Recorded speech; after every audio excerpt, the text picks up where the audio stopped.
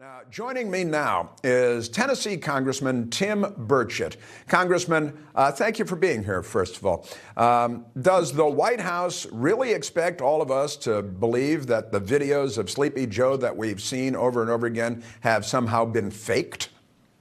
Well, what you got to do is bring the president out in front and let him speak. Let him speak on his own at a press conference like Donald Trump did hundreds of times. I mean, literally, they couldn't keep him out from away.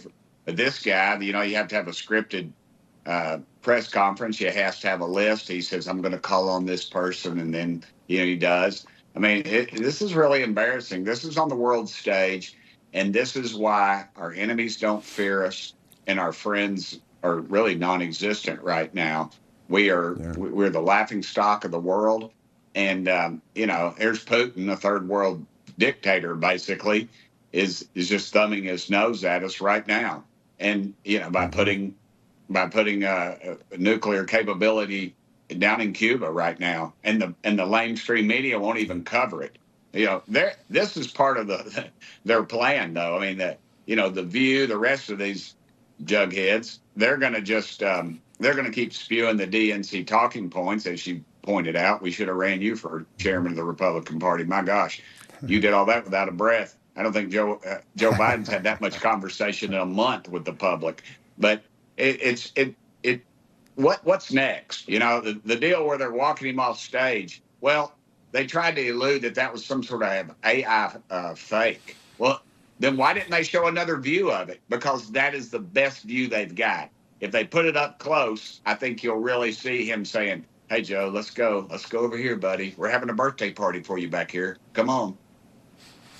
Well, they literally have secured such extraordinary levels of information dominance in the news media and the broader media, television, The View, and late night TV, that they can make something up out of whole. Here's the videotape. Everybody can see it. Everybody can see him wander off. There is no parachutist over there in the video. You've got news anchors saying, "Oh, there are the parachuters in the video over there off camera," but they're not there, and they say it anyway. I mean, it's there's an old saying in the propaganda world that a lie told once remains a lie told 1,000 times becomes the truth. And the Democrat Party, honestly, has grown comfortable with telling the big lie and telling it so many times that their media allies carry their water for them from that point forward. And then the polls show that a majority of Americans may believe the big lie that the Democrats are peddling, right?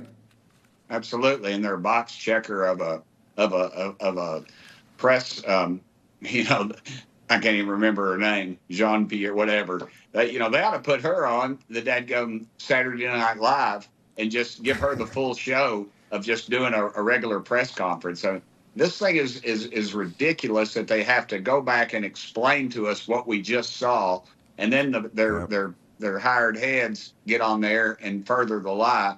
It's to me it just, what are they going to do? I still think they're going to pull the governor of California in on the deal and put him in because of his deal he cut with Hollywood over unemployment. They're going to recreate somebody, and that would be who Hollywood could do the best job with. And it's because and that's why you're seeing them focusing on the hardcore far left agenda, because they've lost every other group, and they're losing them. They're losing Black Americans because what have they promised them? Safe streets, schools, healthcare, jobs, and they've not delivered on any of that.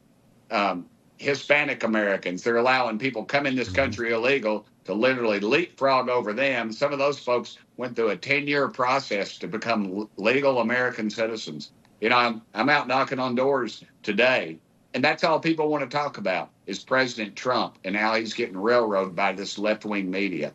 And it just continues. Yeah. So I don't know what their base is going to look like when they get finished. I think it's probably just going to be some 25-year-old guy with a man bun in the White House advising the president.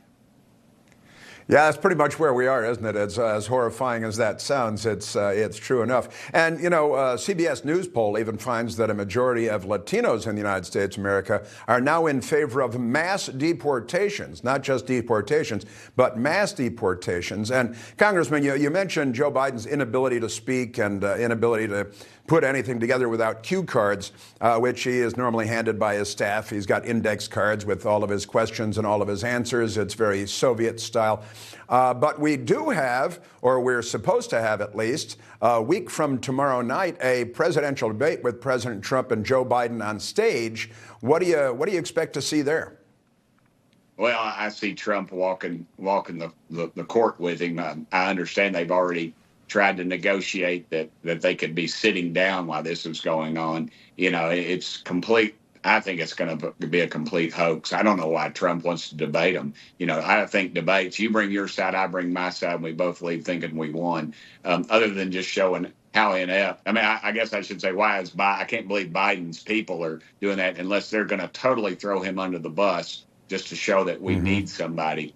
But, you know, I don't know. They could load him up with enough of whatever they gave him during the State of the Union address, and then maybe they can get 45 or 50 minutes out of him that is at some cognitive level of success. But I just can't imagine. I can't imagine it. I hope Trump hits them with what's wrong with America, and he hits them with what we need to do to fix America. Yeah, and you're right. I mean, we're expecting, he was all amped up at the State of the Union address, and you were there, and it was quite peculiar given his pattern of behavior, and that was quite anomalous that night of the State of the Union. And he's going to Camp David after leaving his beach house.